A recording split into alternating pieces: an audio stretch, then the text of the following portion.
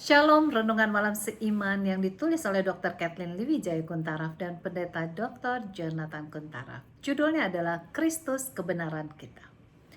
Jika kita mengaku dosa kita, maka Ia adalah setia dan adil, sehingga Ia akan mengampuni segala dosa kita. 1 Yohanes 1 ayat 9.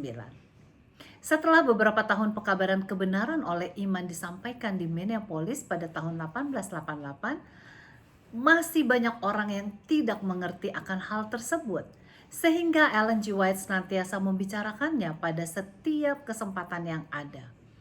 Salah satu yang diberikannya adalah pembicaraan pada bulan November 1883 di hadapan persidangan General Conference di Battle Creek, Michigan. Pembicaraan tersebut diterbitkan dalam buku Gospel Workers edisi 1892 halaman 411 sampai dengan 415 yang tertulis, Allah menginginkan kita untuk mengaku dosa kita serta merendahkan hati kita di hadapannya. Namun pada saat yang sama kita harus memiliki kepercayaan kepada Tuhan sebagai Bapa kita yang tidak akan melupakan mereka yang meletakkan kepercayaan kepadanya.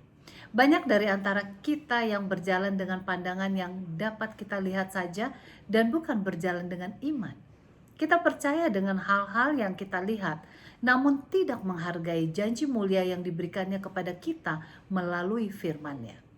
Kita memutuskan untuk menghina Allah dengan tidak mempercayai akan firman-Nya dan mempertanyakan apakah Tuhan memang sungguh-sungguh mau menolong kita atau menipu kita. Allah tidak menyerah oleh karena dosa-dosa kita.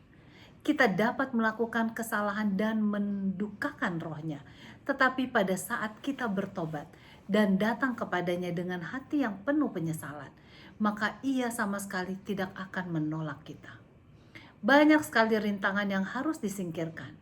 Perasaan bersalah yang selama ini telah dipelihara, adanya kesombongan, perasaan merasa diri kita cukup mandiri, ketidaksabaran, dan sifat bersungut-sungut. Semua hal ini memisahkan kita dari Allah.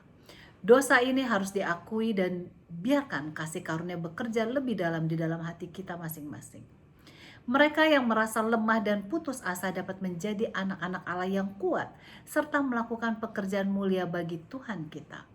Namun mereka harus bekerja dengan memiliki pandangan yang lebih tinggi dan sama sekali tidak boleh dipengaruhi oleh motif mementingkan diri sendiri. Kita bisa baca di Faith and Works halaman 35.